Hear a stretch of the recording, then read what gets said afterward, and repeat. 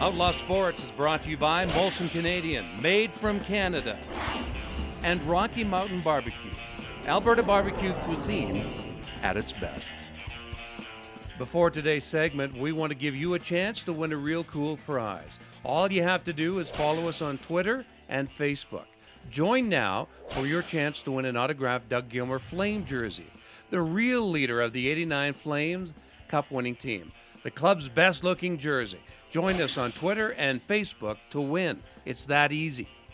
Grant, I want to talk to you about a couple of things that happened on the weekend. First of all, as a hockey fan, you really had to embrace the Boston Bruins, Vancouver Canucks rivalry. The only time they're going to meet this season, all hell broke loose. Vancouver wins it. They gave Boston gave them too many opportunities on the power play, 11 power plays. They scored on 4 of them. And it's interesting to see how different emails I got from different people, how they side on this and how people see it. Here's how the newspapers saw this one, Grant, and start with the Boston Herald. Right off the bat, the teams let the refs know they wouldn't have an easy afternoon. Some stick work on a line change, capped by Alex Burrow's stick blade to Sean Thornton's throat, led to a gaggle of Canucks jumping Thornton near the Vancouver bench. Okay, and then the Vancouver province said this. For the first 5 minutes, the visitors played the Harlem Globetrotters to the Bruins Washington Generals, generating a handful of prime scoring chances on Tim Thomas before the predictable occurred. Sean Thornton started a line brawl. My God, there's a bunch of That's to be expected by the home team. Sure, reporters. that's what I'm saying. There is a bias involved, whatever team there is, whether you want to admit it or not. To me, it was a perfect time for those two teams to play midway through the season to renew the rivalry from the Stanley Cup final, and it was everything everybody expected it to be. The big bad Bruins are back, that's for sure. They've proved that. They're good, and I think the Vancouver Canucks were like the little guy who didn't want to be bullied anymore and tried to put up with it, and I think they came out pretty good. Well, they did, and if I can... You're not going to go on the referee on this. No, I'm just going to say, well, the one thing I am going to say is this, Grant.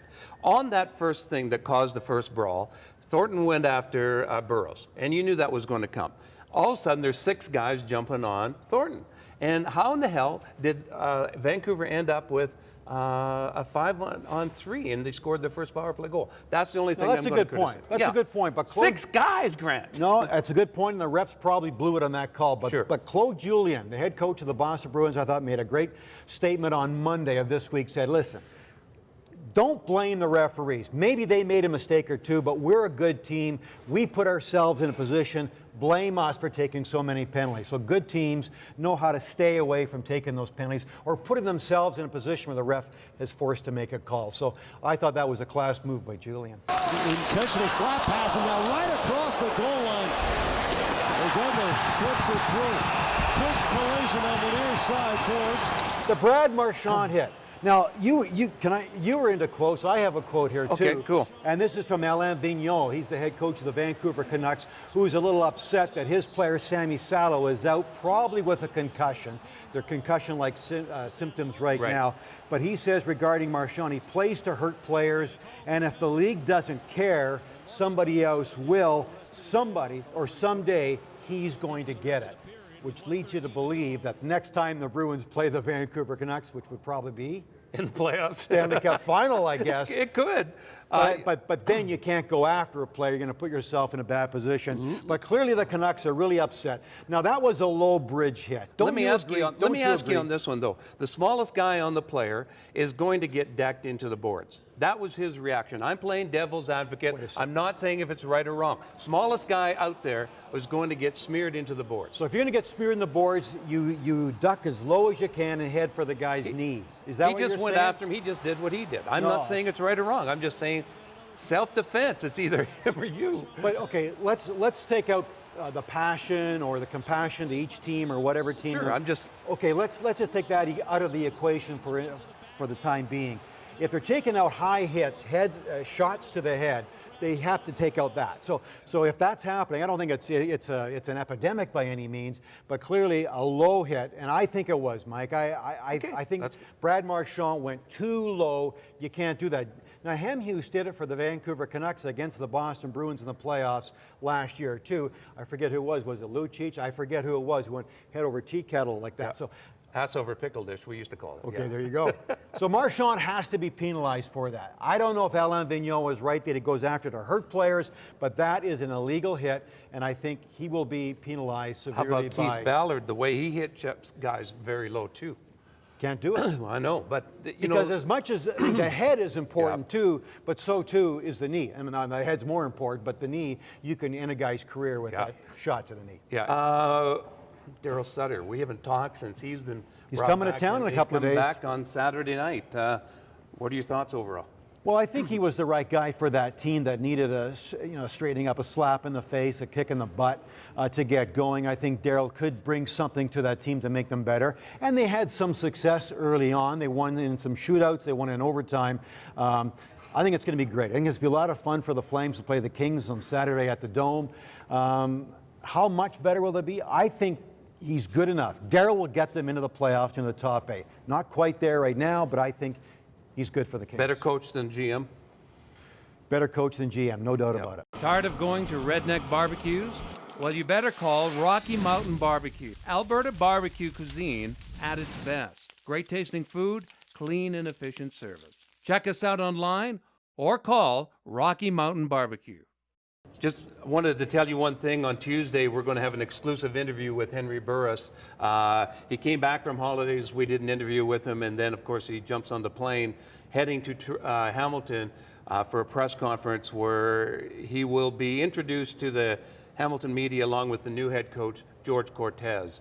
A combination that Henry loves. Couldn't be a better situation for him. Cortez leaving Buffalo to come back and take over as basically the coach and director of player personnel. You said Henry loves that situation? Oh. I remember talking to Henry Burris. When did Cortez leave? And 3 or 4 seasons ago? Yeah. And I said to Henry, this was not an interview, but off the record kind of thing. And I said, you're going to miss George Cortez because he was the offensive guru for this team for a lot of years. Yeah. The smarts of the high-flying Stampeder offense. And he said, we won't miss him. David. Really? Yes. He's sure excited. He They were said, texting he said each that other to me. Saturday night. He said that to me when he said, I think what Henry was saying, it was good that George was leaving and Dave coming in would add new blood. It was time that Cortez left. He led me to believe that he did not want to have George Cortez around the Stampeders anymore. So I am surprised that he is looking forward to that. Well, what else is he going to say, I guess? Well, he wants a fresh start, and he wants a guy that will it's interesting in this interview, his comments about his troubles here, though, weren't with offensive coordinator, though. It was up here. And it started with his But it wasn't trouble. Dave Dickinson. No, it was with Huffnagel and the relationship they had. Right. It wasn't a good relationship. And it just deteriorated into, well, they had to move him. So maybe when he was talking to me 4 seasons ago, it was probably with what Cortez was doing on the field, not with him personally. Yeah. So maybe if George Cortez is the head coach, he may have no trouble with that. Depends on who's the offensive coordinator. Yeah, in Hamilton. And believe me, Cortez will have a say in law. You don't have, that's his game, an offensive coordinator. He was with Buffalo, and you saw what he did there. But Henry, all I'm saying right now is that Henry did not like, or it was glad Cortez was leaving the Stamps when he was here. So. Still, do you not agree or do you disagree? I think you think Henry's done, but he needed to go to a situation similar to this. I don't know if I don't know if he's done, Mike. Yeah. I don't know. I just saw so many bad things in his game last year that you go, whoa. Yep. Whoa, that looks bad. So I don't know. Can he rebound from that? Yeah, probably can. I wouldn't say I don't think he's done. I just wonder how much more higher he can go, if that makes any sense. I don't think he's going to slip down, but I don't know if he can get that back up there again. Well, I don't know. He could win a Grey Cup.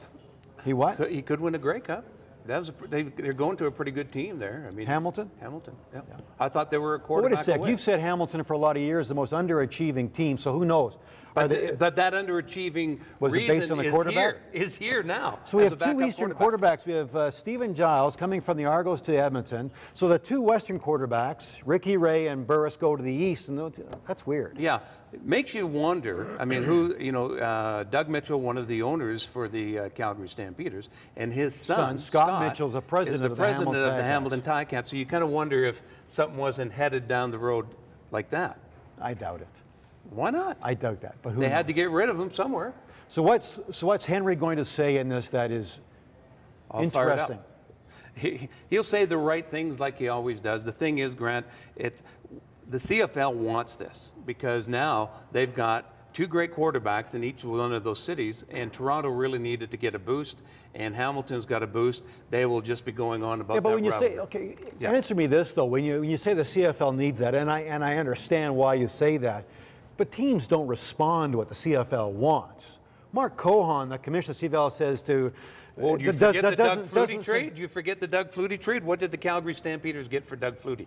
That was a league-oriented trade. But Henry Burris is going to Hamilton because he's no longer wanted here. That's right. And I truly think Eric Tillman no longer wants Ricky Ray in Edmonton.